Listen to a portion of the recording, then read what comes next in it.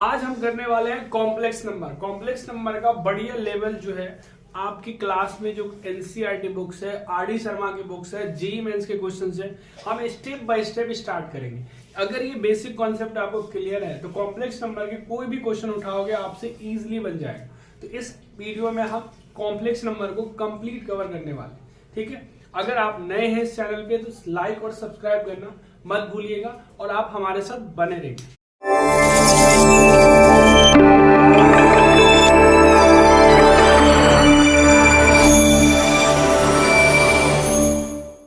तो complex number में हम स्टार्ट करेंगे यहां से। देखो, अगर आपको कहीं पे √4 आ जाता था तो √4 की वैल्यू अगर आपसे कोई पूछता है तो क्या होता है, तो आप कहते हो 2। किसी ने पूछा √16 की वैल्यू कितनी होती है, तो 4।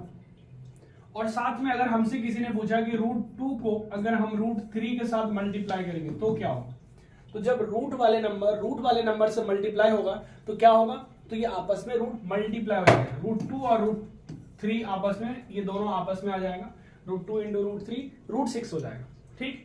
अगर हमें किसी ने पूछा कि माइनस ऑफ √4 की वैल्यू क्या होगी, अगर आप 10th क्लास तक पढ़े हो तो इसकी वैल्यू हमें नहीं पता है। माइनस ऑफ √5 यहां से हम कहते थे फंक्शन नॉट डिफाइन, फंक्शन काम नहीं करता यहां पे। लेकिन अगर हम इसको, ये कॉम्प्लेक्स नंबर एक इमेजिनरी नंबर्स होते हैं, जैसे यहां से भी आप देखोगे इसको दो फॉर्म में हम कन्वर्ट कर देंगे। हम यहां पे लिखेंगे 4 × -1। 4 × -1 क्या लिखोगे, 4 का रूट तो पता चल गया 2 और इसका तो पता ही नहीं है, तो ये -1 आ जाएगा। तो कॉम्प्लेक्स नंबर में क्या होता है कि √-i को इमेजिनरी नंबर मान के इसको आयोटा से डिनोट कर दिया जाता है, कहा जाता है कि दिस इज द आयोटा। तो यहां से i का मतलब आ गया कि i जो है वो माइनस ऑफ √1 के इक्वल होता है, ठीक है। i की वैल्यू क्या होता है, √-1 और i indicate for the iota, iota से लिया गया i, आयोटा। तो एक इमेजिनरी नंबर के लिए हम i से डिनोट भी कर लेते हैं। अब क्या हो रहा है कि अगर आप इसको स्क्वायरिंग करो तो i² की वैल्यू कितनी होगी, -1। अगर आप इसको क्यूब करो तो -i, अगर i के पावर 4 होगा तो 1। आपको ये वैल्यू याद होनी चाहिए बस। अगर इतनी सारी वैल्यू अगर आपको याद है तो फिर आप कॉम्प्लेक्स नंबर में मैक्सिमम क्वेश्चन आप इजीली सॉल्व कर लोगे। आपको ज्यादातर जो वैल्यू याद होनी चाहिए वो ये याद होनी चाहिए। i4 की वैल्यू होती है -1, i² की वैल्यू -1, i³ की वैल्यू -1। तो ये तीन वैल्यू को एकदम रट्टा मार लो या प्यार से समझ लो, जैसा भी है उसको लर्न करना है, ओके। तो हम स्टार्ट करते हैं नेक्स्ट। अब आपको समझना होगा कि जो हमारे पास कॉम्प्लेक्स नंबर है, आपको कुछ क्वेश्चन दे सकता है, करेक्ट इवैल्यूएट किसका, तो पहला हमें दे देगा i की पावर 7 की वैल्यू क्या हो, i की पावर 7। तो ध्यान रहे कि जो भी बड़े बड़े नंबर्स आए इसको क्या करना है, कहीं पे साइड में ले जाके 4 से डिवाइड कर देना। 4 1 जा 4, 3 रिमाइंडर आ गया। तो जो आ रहा है क्वोशिएंट, तो इसको आपको ऐसे लिखना है, 4 आ गया और जो आ रहा है i3, जो रिमाइंडर आ रहा है वो ऐसे हो जाएगा, i4 की वैल्यू 1 और i3 को -i कहते हैं। तो ये हमारे पास आ गया माइनस आयोटा। दूसरा क्वेश्चन आ जाएगा i की वैल्यू 296, देखा इसकी वैल्यू कितनी आएगी, तो आपको 296 को 4 से डिवाइड कर देना है। 4 4 जा 4 6 जा लगा दो या 7 जा, 4 7 जा 28, 1 आएगा 6, 4 4 जा 6। तो देखो आपको ऐसे लिखना है कि i की पावर 4 और ये जो क्वोशिएंट जो आ रहा है वो यहाँ पे लिखना। i की पावर 4 कितना होता है 1, और 1 का पावर कुछ भी हो तो क्या होगा, 1 ही होगा। तो इस तरह से i296 की वैल्यू अगर आपसे कोई पूछ रहा है तो इसका वैल्यू 1 होगा। अगर हमसे कोई क्वेश्चन पूछता है i के पावर 2007, इसकी वैल्यू क्या होगी, इसको भी निकालने के लिए भी क्वेश्चन है, तो ये आपको आंसर निकाल के कमेंट करना है कि इसकी वैल्यू क्या होगी, ठीक है। अगर इसी तरह से बहुत सारे टर्म आपको इस तरह से दे देगा, i के पावर 7, i के पावर 296 और साथ में i के पावर 245, कुछ भी दे देगा, क्या इसकी वैल्यू बताओ। तो सबका इसी तरह से अलग अलग वैल्यू निकाल लेंगे और फिर सबको प्लस कर देंगे। एक छोटा सा काम यही है, ठीक। लेकिन ध्यान रखिए जितने भी क्वेश्चन है एमसीक्यू में गलती से स्कूल के एग्जाम में 1 मार्क्स के आ सकता है, कंपटीशन एग्जाम में। लेकिन हाँ, किसी भी बड़ी से बड़ी चीज को बनने के लिए छोटी से छोटी चीज हमें पता होना। जैसे कि बिल्डिंग अगर बना हुआ है तो छोटे छोटे ब्रिक से बना हुआ है, इसीलिए अगर ये आपके दिमाग में नहीं है तो फिर आगे तो सोचना भी मत, ठीक है। तो जो भी लिखवा रहे हैं उसे लिखो और सही से करते चलते हैं, ठीक है। सो हम नेक्स्ट देख लेते हैं। अब हमें ये चीज समझना होगा, एक आता है standard form. Standard form complex number का अगर आपको कह रहा है कि स्टैंडर्ड फॉर्म क्या होगा तो कैसे निकालोगे स्टैंडर्ड फॉर्म। तो स्टैंडर्ड फॉर्म निकालने के लिए एक हम कॉम्प्लेक्स नंबर को डिनोट करते हैं z से। तो z is equal to a plus I B. यहाँ पे दो फॉर्मेट होता है a प्लस आई बी, और जल्दी कई बार हम इस फॉर्मेट में भी लिखते हैं z को x प्लस आई आयोटा y, ठीक है। तो ये हमारे पास आता है। तो यहाँ पर एक जो सबसे इंपॉर्टेंट रियल टर्म क्या होता है, रियल ऑफ z अगर आपसे कोई पूछा जाए तो आप कहोगे a, और इमेजिनरी ऑफ z अगर कोई पूछता है तो आप क्या कहोगे b, क्योंकि ये वाला जो पार्ट है वो रियल i के साथ जो होता है इमेजिनरी नंबर्स होते हैं, तो हम इसको b इंडिकेट करेंगे। सेम टू सेम यहाँ पे इसको अगर ग्राफ भी कहता है कि ड्रॉ करो तो हम आगे देख लेंगे इसका। फिलहाल ये आप समझ लो कि स्टैंडर्ड फॉर्म में यानी एक रियल टर्म आता है और दूसरा इमेजिनरी टर्म आता है, दोनों मिल करके एक कॉम्प्लेक्स नंबर का फॉर्मेशन करता है। इस चीज को ध्यान रखना, ठीक है। अब हमें पूछा जाता है यहां से कंजुगेट ऑफ z क्या होगा। z का कंजुगेट आपसे पूछा जा सकता है। तो z बार हम कहते हैं, z के ऊपर हम रैकरिंग लगा देंगे, z बार कहलाता है, हम उसको ही कहते हैं conjugate of the complex number. It means अगर आपको z पता है पहले से क्या a प्लस आई बी, तो किसी ने पूछा इसका कंजुगेट बताओ तो आप लिखोगे a प्लस आई बी के ऊपर जैसे हमने कंजुगेट डाल दिया तो आगे a minus I b, a minus I b आ जाएगा आपका, जैसे इसका कंजुगेट पूछ रहा है आपसे। तो यानी सिर्फ इमेजिनरी टर्म का साइन चेंज होगा, रियल टर्म का साइन चेंज नहीं होता, इस चीज को ध्यान रखना। ओके, तो हमारे पास जो नेक्स्ट टर्म है पूछा जाता है कि अगर z और z कंजुगेट को अगर मैं मल्टीप्लाई कर दूं तो देखो z तो आपके पास ये है, इसका ये है, इन दोनों को मल्टीप्लाई करके देखो क्या है, a प्लस आई बी और a माइनस आई बी। तो देखो फॉर्मूला आ गया a plus B a minus B, तो क्या होगा a का स्क्वायर माइनस बी का स्क्वायर, और जैसे हम इसको स्क्वायर करेंगे तो a square minus I square B होगा, और माइनस आई स्क्वायर की वैल्यू कितना है याद कर रखे होंगे, +1 होता है इसकी वैल्यू, या -1 होगा। तो जैसे हम माइनस देंगे तो a square plus B square. तो याद रखना आप z और z बार का जो फॉर्मूला होता है, ठीक है। z और z कंजुगेट को अगर हम आपस में मल्टीप्लाई करेंगे तो a square plus B square ये टर्म आता है। ओके, तो यहां तक डन है। सो नेक्स्ट हमारे पास आता है एक फॉर्मूला, याद कर लो इसका फॉर्मूला। हमारे पास दो कंजुगेट फॉर्म है, मान लो z1 है और z2 है। किसी ने पूछा आपको कि हमें इसको अगर एक साथ एक ही बार में अगर हम कंजुगेट करेंगे तो क्या होगा, इसका एक ही बार में कंजुगेट करेंगे तो सबका इंडिविजुअल कंजुगेट के इक्वल हो जाता है, नीचे वाले का अलग कंजुगेट ऊपर वाले का अलग कंजुगेट हो जाएगा, ठीक है। तो ये अगर आपको z की वैल्यू दिया हुआ है a प्लस आयोटा b और पूछ रहा है आपको मॉडुलस क्या होगा, मॉडुलस ऑफ z क्या होगा, z को मॉडुलस को हम इससे डिनोट करते हैं मॉडुलस ऑफ z से। तो आप इसको सॉल्व करो, a प्लस आयोटा b, इसका जैसे ही हम मॉडुलस निकालेंगे तो a स्क्वायर प्लस b का square, a square plus b का स्क्वायर, ये हमें फॉर्मूला आएगा किस फॉर्म में, जैसे हम मॉडुलस निकालेंगे z मॉडुलस। ओके, तो आपको देखो कि z मॉडुलस आपके पास ये, तो z स्क्वायर अगर गएगा तो इसका रूट कैंसिल हो जाएगा, ये हमारे पास z स्क्वायर का। यहां से एक जो सबसे इंपॉर्टेंट चीज समझना ये है कि देखो ध्यान से z इंटू जेड बार का फॉर्मूला भी क्या होता है a square plus B square, और z मॉडुलस का स्क्वायर का भी फॉर्मूला क्या होता है सेम हो जाता है। तो आपको यहां से एक इंपॉर्टेंट फॉर्मूला याद रखना है कि z का मॉडुलस का स्क्वायर जो है z इंटू जेड बार के इक्वल होता है। ये फॉर्मूला याद होना चाहिए बहुत हद तक, क्योंकि वेरी वेरी इंपॉर्टेंट फॉर्मूला है, इससे हम क्वेश्चन इंपॉर्टेंट वाले बनाने वाले हैं। ओके, तो ये चीज डन है, ये हमारे पास जो है कॉन्सेप्ट है। एक और छोटा सा फॉर्मूला है, अगर फाइंड मल्टीप्लिकेटिव इनवर्स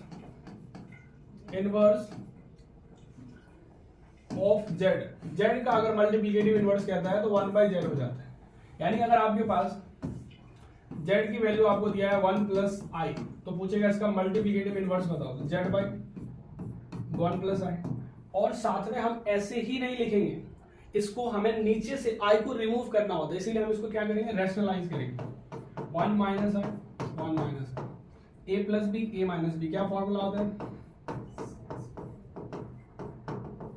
ए का स्क्वायर माइनस बी का स्क्वायर। डन है, तो यहां पे लगा दो फॉर्मूला। 1 को इससे करेंगे तो यही आएगा, 1 का स्क्वायर माइनस आई का स्क्वायर, इसका स्क्वायर करेंगे +1 होगा, तो 1 माइनस आई अपॉन में 2, सो 1/2 अलग अलग करके आपको लिखना होता है। So this is the final answer. यानी इसका जो जेड इनवर्स अगर बात करें तो इसका जेड इनवर्स आप साइड में लिख सकते हो, जो आ रहा है 1/2 माइनस 1/2 का आयोटा। तो ये इसका इनवर्स है। इन दोनों को अगर हम मल्टीप्लाई करेंगे तो आंसर 1 आएगा। ठीक है, तो ये आपका जो है इंपॉर्टेंट टॉपिक ये है। अब इससे रिलेटेड हम important very very important questions करेंगे जो पता होना चाहिए आपको। चलो एक फॉर्मूला याद कर लो, क्लास 9 से हम लेते हैं। a प्लस बी का होल क्यूब क्या होता है, a cube B cube plus 3 a का स्क्वायर b, जो हमारे पास पहले इसका स्क्वायर करेंगे फिर इसका, फिर 3ab का स्क्वायर। इसी फॉर्मेट में याद रखो, अगर इस फॉर्मेट में याद नहीं होता है तो a cube B cube plus 3ab bracket में a प्लस b, ये हमारे पास फॉर्मूला, ये भी चल जाएगा, ये भी याद कर लो।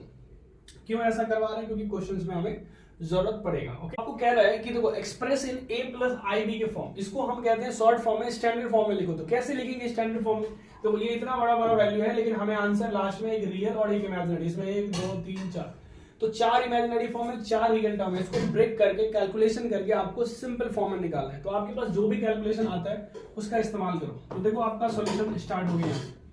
आपको देखना है कि इस 3 को इनके साथ मल्टीप्लाई कर दो, तो ऐसे लिखना है 3 2 प्लस 3i, फिर यहाँ पे आपको लिखना है -2i, और फिर से इसको भी इन दोनों के साथ ही मल्टीप्लाई करेंगे, इसीलिए हमने इसको 2 बार इसी नंबर को लिखा।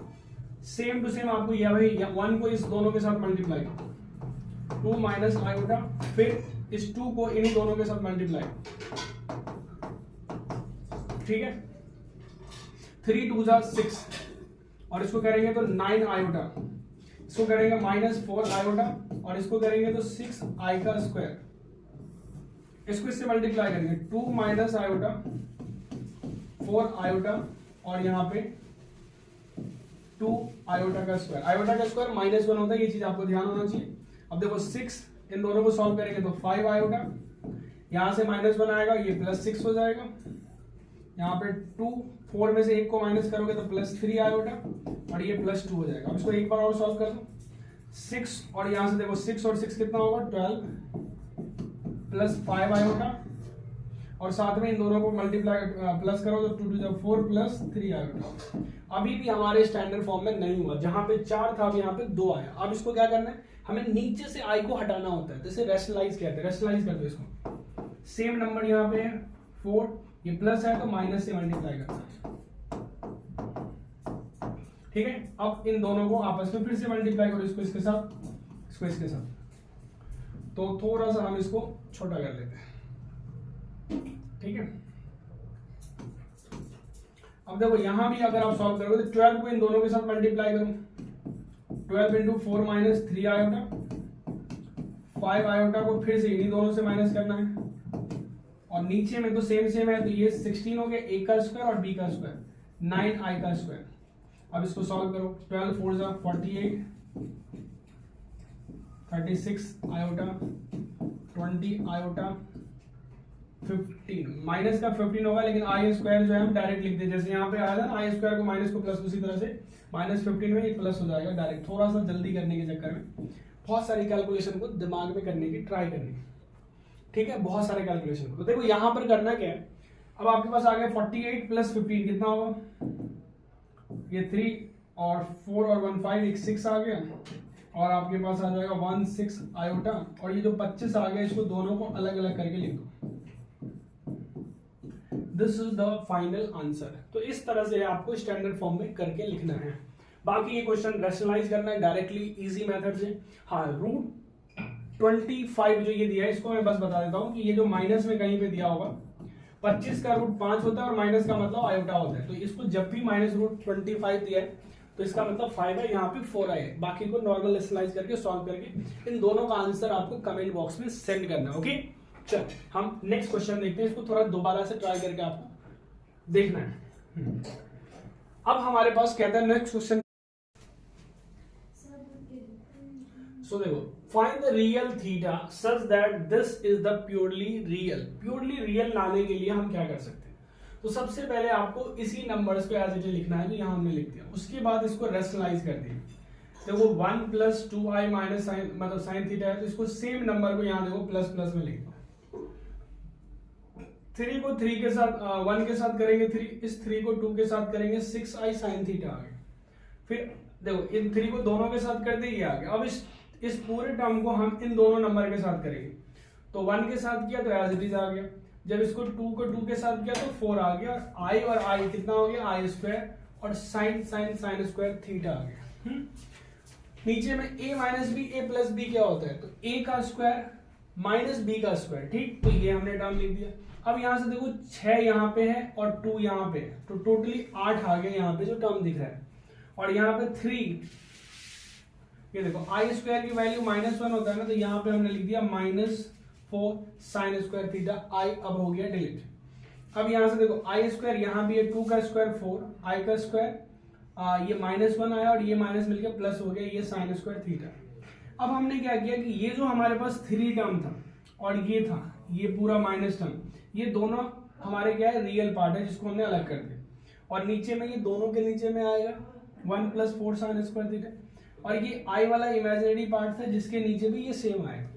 क्वेश्चन कह रहा था प्योरली रियल, अगर रियल प्योरली है तो क्या होगा, इमेजिनरी टर्म 0 हो जाएगा, तो ये हो गया। तो इस तरह से आपको लिखना है।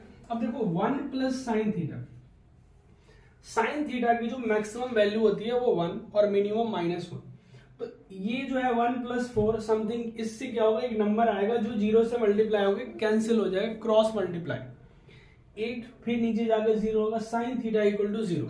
अब साइन थीटा की बात करें तो साइन 0 की वैल्यू 0, साइन पाई की वैल्यू 0, साइन 2 पाई की वैल्यू 0, इसीलिए हमने लिखा n पाई, थीटा की वैल्यू क्या होगा n पाई, कोई भी पाई डालोगे तो साइन की वैल्यू 0 हो जाएगा। ये क्वेश्चन आपके 3 मार्क्स पेपर में आएंगे, गारंटेड रहता है। Question very very important complex number का क्वेश्चन है, ठीक है, तो इसे सही से लिख।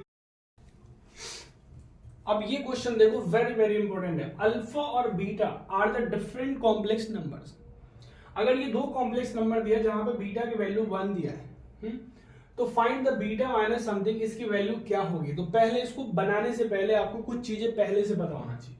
किसी भी नंबर का मॉडुलस का स्क्वायर करने से और उसका कॉम्प्लेक्स नंबर और उसके कंजुगेट के मल्टीप्लिकेशन के इक्वल होता है। तो किसी भी नंबर को अगर 2 बार कंजुगेट कर दोगे तो वो नंबर इटसेल्फ आ जाता है। अगर आपके पास बीटा की वैल्यू 1 दिया है, इसका मतलब हमने क्या बोला था, स्क्वायरिंग भी करेंगे तो कोई फर्क नहीं पड़ेगा, 1 ही रहेगा। और बीटा का स्क्वायर जो इस फॉर्मूला के हिसाब से बीटा और बीटा कंजुगेट के इक्वल होता है, जो कि क्या हो गया हमारे पास 1 हो गया। अब आपको क्या करना है, ये जो नंबर दिया था ना, इसी को स्क्वायर कर देना है, तो हमने स्क्वायर कर दिया।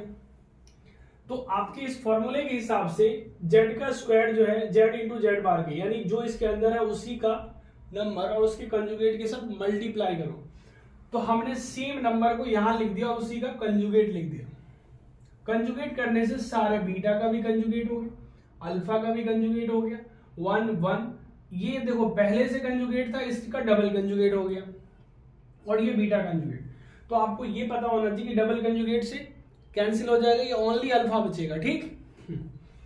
इस बीटा को इन दोनों से मल्टीप्लाई करो, तो बीटा को बीटा डैश से करेंगे, बीटा × बीटा डैश, बीटा को अल्फा डैश के साथ करेंगे तो बीटा अल्फा डैश आ गया, माइनस अल्फा के साथ इसको माइनस अल्फा × बीटा डैश, ये आ गया, माइनस और माइनस प्लस अल्फा और अल्फा डैश, ये आ गया। नीचे में 1 को इन दोनों से करो, एज इट इज लिख दो। देखो ये कैंसिल हो गया, इसलिए हमने कैंसिल कर दिया। अब अल्फा डैश बीटा डैश को 1 से करेंगे तो एज इट इज आएगा। इसको इसके साथ करें, अल्फा अल्फा को ये और बीटा को ये, इसकी वैल्यू कितनी है, इसकी वैल्यू 1, इसकी वैल्यू कितनी है 1, इन दोनों की वैल्यू हमने 1 पुट कर दिया अगले स्टेप। बाकी को हमने छेड़ा ही नहीं, सब एज इट इज बना रह गया। देखो ये एज इट इज, ये एज इट इज, और नीचे वाले को भी 1 अल्फा ये एज इट इज। सिर्फ हमने इस बीटा की जगह 1 डाला तो ये बचेगा सिर्फ ये, ऊपर नीचे डिट्टो सेम दिख रहा है, कट के 1 आ गया, और यहाँ जो स्क्वायर था ये 1 के ऊपर रूट चला गया, तो 1 या प्लस माइनस 1 या 1, सो 1 इज द करेक्ट आंसर। सो ये क्वेश्चन भी आपके पेपर में 3 मार्क्स के आते हैं, और आप अपने क्लास से पूछना 99% बच्चे को ये क्वेश्चन नहीं आता होगा। वेरी वेरी इंपॉर्टेंट क्वेश्चन है, 2-3 बार प्रैक्टिस अच्छे से कर लेना पेपर में लिखने के लिए। चलिए देखो, ये और एक इंपॉर्टेंट क्वेश्चन आ गया, find the least positive value of n, यानी ये पूरे सिस्टम के पावर n है और इक्वल टू 1 आ रहा है, n की वैल्यू क्या आएगा कि इसकी वैल्यू 1 हो जाए। तो इस क्वेश्चन को हमने क्या किया, एज इट इज लिखा और इसके अंदर ही अंदर रेशनलाइज कर दिया, जो आपको दिख रहा है ये रेशनलाइज किया, माइनस था तो 1 प्लस आए, 1 प्लस है। जैसे हमने इसको रेशनलाइज किया, ये पावर एज इट इज है, तो देखो 1 को इन दोनों के साथ तो 1 प्लस आई को इसके साथ आई, और आई को आई स्क्वायर कर दिया, और ये नॉर्मल टर्म आ गया। ठीक, आई स्क्वायर की वैल्यू -1 होती है, जो आपको दिख रहा है, आई और आई 2i आ गया, ये 1 है। आपको पता होगा 1 प्लस और 1 माइनस दोनों कैंसिल हो जाएंगे। ठीक, आई स्क्वायर की वैल्यू यहाँ पे -1 जैसी पुट किया, ये क्या हो गया 1, और 1 प्लस 1 कितना होता है 2, ये 2 से 2 कैंसिल हो गया, आई की पावर कितना आ गया n, और n की वैल्यू क्या होगी 1 हो, तो n की वैल्यू 4 होता है पॉजिटिव वैल्यू, जिसके लिए क्या आएगा ये 4 आगे, अगर n की वैल्यू क्या होना चाहिए तो 4 पे 1 आएगा, तो n इज इक्वल टू 4। ये भी इंपॉर्टेंट क्वेश्चंस है, पेपर में आपको 2 मार्क्स के देखने को मिलेगा। ठीक है, इस तरह की वीडियो देखने के लिए चैनल को लाइक और सब्सक्राइब करना मत भूलो। देखो ये क्वेश्चन है, ये भी क्वेश्चन आपके 3 मार्क्स में पूछा जाता है, और ये भी इंपॉर्टेंट क्वेश्चन है। एनसीईआरटी में तो ये क्वेश्चन है ही नहीं, बट पेपर में आपको एकदम देखने को मिलेगा ही मिलेगा। क्या है, find all non zero complex number of z which satisfy this equation. ये हमारे पास है z का बार और i प्लस जेड स्क्वायर। हमने क्या किया, हमने z को x प्लस आई वाई लेट कर लिया खुद से। ठीक है, जैसे आपने इसका कंजुगेट किया तो ये जो प्लस वाला टर्म था वो यहाँ पे माइनस में आ गया, कंजुगेट स्क्वायर करो x का स्क्वायर। जब हमने इसका स्क्वायर किया इस वाले टर्म का, तो i के स्क्वायर की वजह से ये माइनस में आ गया था, और y स्क्वायर आ गया, और 2ab i था ये एज इट इज। अब हमने जो हमारे पास क्वेश्चन है उसके हिसाब से सारी वैल्यू हमने इसमें पुट कर दी, तो ये हमारे पास z की वैल्यू दिया, इसको हमने i से जब मल्टीप्लाई किया तो ये देखो ध्यान से यहाँ तक दोनों टर्म हमारे पास रियल में था, लेकिन i से मल्टी होने की वजह से वो क्या हो गया, मल्टीप्लाई होते ही इमेजिनरी आ गया, लेकिन ये इस i को मल्टीप्लाई करते ही क्या बना दिया, रियल बना दिया। तो इस तरीका से हमारे पास ये भी टर्म आ गया। अब यहाँ से देखो ये हो गया इमेजिनरी, और इधर ये इमेजिनरी, रियल और रियल, इन दोनों को आपको क्या करना है, कंपेयर करके इक्वल लिख देना है। रियल को रियल के साथ इक्वल कर दो, इमेजिनरी को इमेजिनरी के साथ इक्वल कर दो। जैसे हमने रियल को रियल के साथ इक्वल किया कि हमारे पास ये इक्वेशन आ गया, x माइनस 2xy के इक्वल आ गया। इस माइनस को इधर भेजो, जैसे हमने भेजा x plus 2xy equal to 0 आ गया। यहां से x को कॉमन लिए, और इफ x इक्वल टू 0 तो सिस्टम 0, लेकिन इसको हमें रिजेक्ट करना है। क्यों रिजेक्ट करना है जी, क्योंकि क्वेश्चन कह रहा है हमें नॉन जीरो वैल्यू चाहिए, जीरो वाला तो चाहिए ही नहीं, खत्म करो जी, तो हटा दी।